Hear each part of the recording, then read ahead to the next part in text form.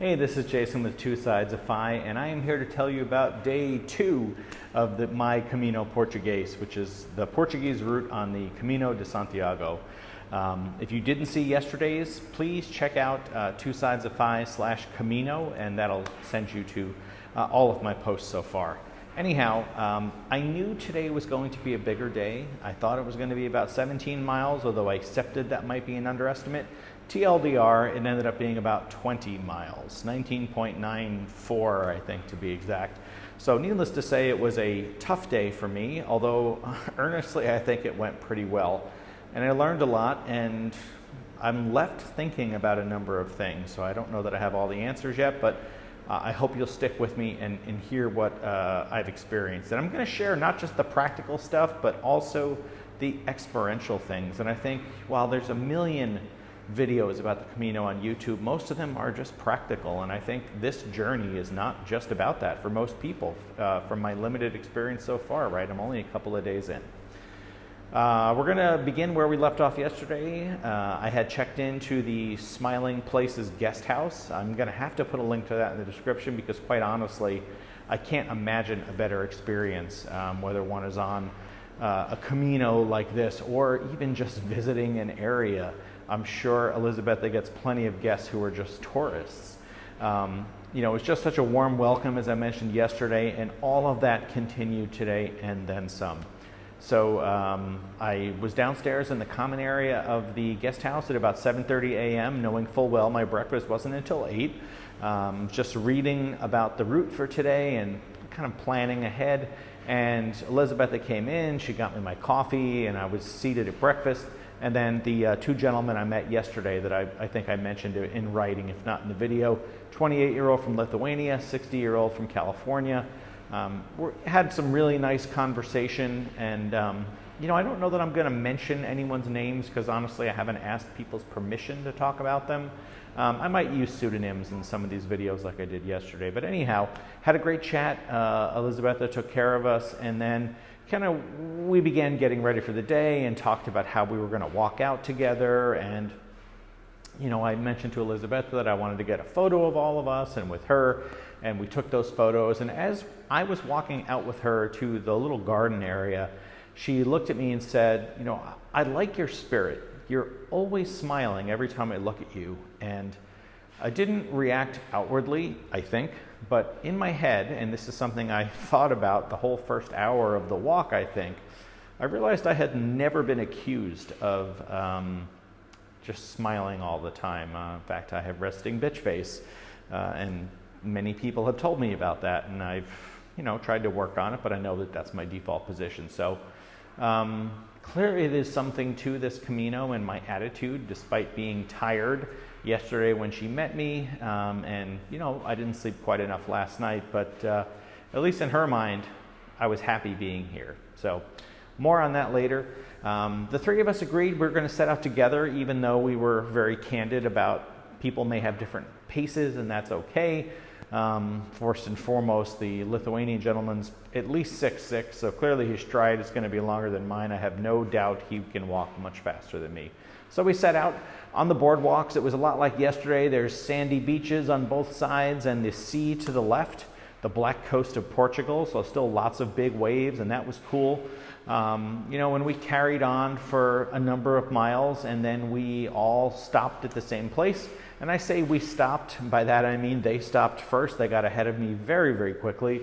I didn't see them after the first mile, and then I think I found them at around mile 4, if I'm remembering correctly. We had a coffee, and we moved on.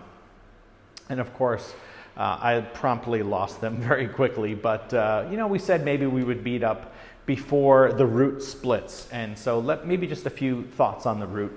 So as I mentioned yesterday, we're all walking on what's called the Litoral route, Litoral, and that means the seashore. And then the other gentleman from California and I planned to depart that route and join the main route, which is called the Central route. And then our Lithuanian friend was going to continue on the Litoral route along the shore. And so the route for us involved a split. We started at a town called Labruge, and we were going to split at a town called Vila de Conde. which is actually a small city. And so we ended up meeting up in Vila de Conde. We got a beer together, took some photos, and that was a really nice moment. And then we agreed we would probably meet up again later. And hopefully we would. We exchanged photos, we exchanged contact information, and moved on. I stuck with my fellow Californian for at least another 3 miles, if I remember right. So we had now diverged, heading for the central route. And this is where, as many Camino walkers know, the path isn't really signed very well. The traditional scallop shells, the arrows, in many parts of the route are infrequent, but at least they occur. And as we go between this seashore route and head towards the central route, that signage isn't very good. So our hope was to go from Vila de Conde to a town called Arcos, and then move on to Rates, which, by the way, if you're looking at a Camino book, you may think R-A-T-E-S spells rates. But I'm led to believe by a number of native Portuguese speakers that it is something more close to Rates.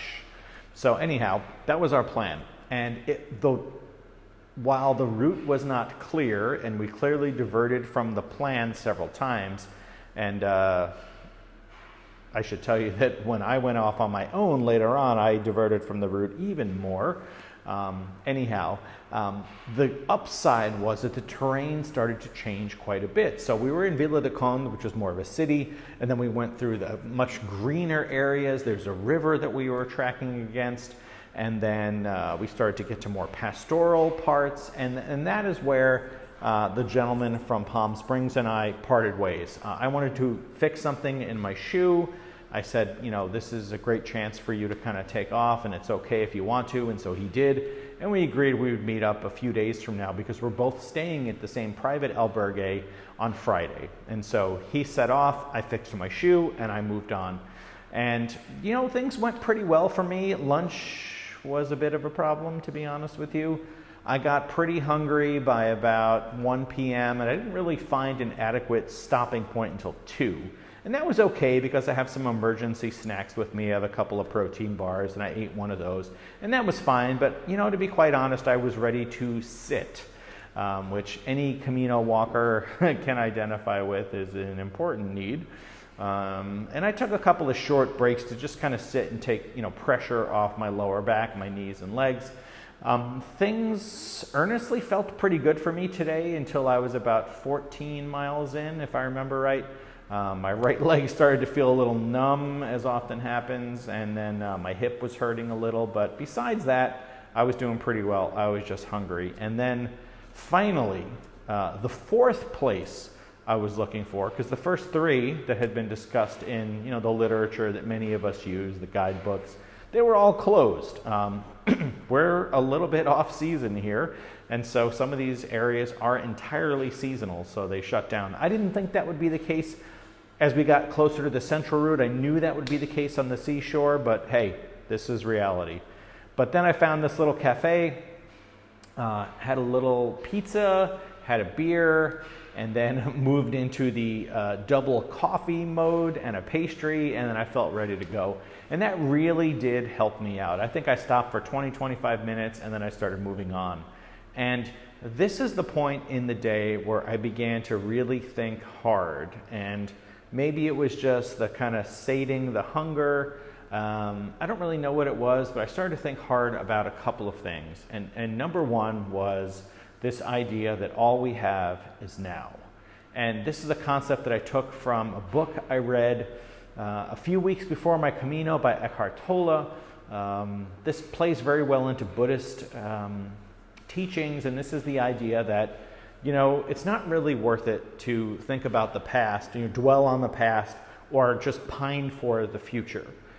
Because really all we have is the current moment we're in. Nothing is assured about the future. The past is behind us. It doesn't actually exist anymore. And so many of us, if not most of us, and I fit into the most, dwell on either the past, kind of thinking about mistakes we made and things we wish had gone differently, or maybe thinking about good times that we wish were still here, or the future, kind of, desirous of a future condition or wanting something we don't have today. And at the end of the day, none of those things actually matter. All we have is the moment we are in. Nothing else is assured. That's our reality. And I don't mean for this to come across as some kind of new age philosophy, but when you think about it, this is absolutely true. And so the Camino provides me a great opportunity to really think about what is now, and what am I feeling, and what am I thinking about, and what am I looking at. And one of the unique things for me, at least, about today's route was that I saw very few people. This was very different than yesterday, where I saw maybe a dozen people. I mean, again, it's off season. I know I'm not going to see a lot of pilgrims, at least at this point. The last 100 kilometers are going to be a different story, and we'll talk about that later. But today, I think I saw 3 or 4 people other than the 2 gentlemen I walked with. And so I had all this time on my own. And if I'm being honest with you, I spent a lot of time talking out loud, singing at times, making up little songs. This is something I've had happen before when I walk for a long time by myself, but today it just felt very organic. But I remember thinking about this idea of focusing on now, and I came up with some kind of thought exercises about all the times in my life where I wasn't focused on now. I'm going to handle those later. I kind of want to process that a little more, but I just thought it was really an educational thing to consider this. Anyhow, I've talked about it too much. Let's get back to the walk. So I did go off track at one point. I think I lost about 25 minutes, but it's pretty easy, especially with the apps we have today, to get back on track.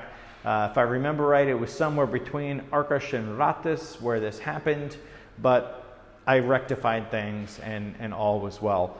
And then I had the slog ahead of me as I started to move into the municipality of Barcelos.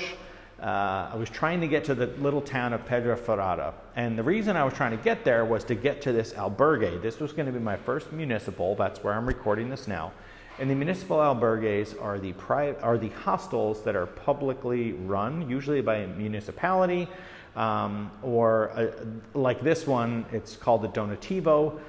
It's run by a church or another religious organization, and you just pay what you can. I probably messed up the wording there, but hopefully you understood. So it took me longer than I thought it would to get from Ratas to Pedra Furada, and I think I was starting to slow down. I found myself really kind of dragging a little bit, and so I started to psych myself up, started singing a little more again, and I did start to improve my pace, but I also knew I was fighting against the sunset, and so my goal was to make sure I made it here to this albergue before sunset, and long story short, I did.